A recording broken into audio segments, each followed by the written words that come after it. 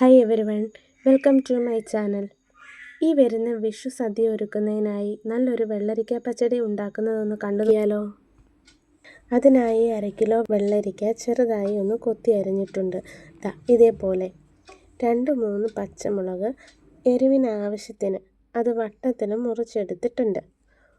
ഒപ്പം ഉപ്പും കൂടെ ചേർത്ത് നമുക്ക് വേവിക്കാൻ വെക്കാം. ചട്ടിയിലോ അല്ലെങ്കിൽ കുക്കറിലോ ഒന്ന് വേവിച്ചെടുക്കാം. വെള്ളം ചേർക്കുമ്പോൾ വളരെ ശ്രദ്ധിക്കണം, അധികം വെള്ളമാകരുത്. വെള്ളരിക്ക വേകാനുള്ള വെള്ളം മാത്രം മതി കേട്ടോ. ഹൈ ഫ്ലെയിമിൽ 2-3 മിനിറ്റ് വേവിച്ചിട്ട് തീ കുറച്ചിട്ട് വേണം വെള്ളരിക്ക വേവിച്ചെടുക്കാൻ. ഇനിയും അരപ്പ് തയ്യാറാക്കാൻ 1/2 മുറി തേങ്ങ, 1/4 ടീസ്പൂൺ ജീരകം ഉണ്ടെങ്കിൽ 2 ചുവന്നുള്ളിയും കൂടെ ചേർത്ത് നല്ല ഫൈനായിട്ട് അരച്ചെടുക്കുക. 1/4 ടീസ്പൂൺ കടുക് അരപ്പിൻ്റെ ഒപ്പം ചതച്ചെടുക്കാം. വെള്ളരിക്ക വേവിക്കുമ്പോൾ ഒരു തണ്ട് കറിവേപ്പിലയും കൂടെ ചേർത്ത് വേവിക്കാം കേട്ടോ. അതിനുശേഷം വെന്ത വെള്ളരിക്ക നല്ല പോലെ ഒന്ന് ഉടച്ചെടുക്കാം.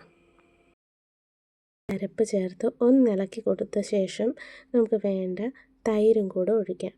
തൈര് അധികം ഒഴിക്കരുത്, എപ്പോഴും ഒരു കുറുകിയ പരുവത്തിലാണ് പച്ചടി ഇരിക്കേണ്ടത്. അതുപോലെ തന്നെ പുളിയുള്ള അധികം വെള്ളമില്ലാതെ തൈര്, കട്ട തൈര് ഉടച്ച് നമുക്ക് ചേർത്ത് കൊടുക്കണം.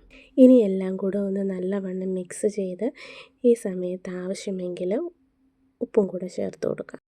കറി ഒത്തിരി അങ്ങ് തിളപ്പിക്കേണ്ട, ജസ്റ്റ് ഒന്ന് തിള വരുമ്പോൾ തന്നെ തീ നിർത്താം. കൂടെ കടുക് പൊട്ടിച്ചതോടെ ഒഴിക്കുമ്പോൾ പച്ചടി റെഡിയായി. ഇപ്പോൾ റെസിപ്പി ഇഷ്ടപ്പെട്ടിട്ടുണ്ടെങ്കിൽ സപ്പോർട്ട് ചെയ്യണം. Thank you.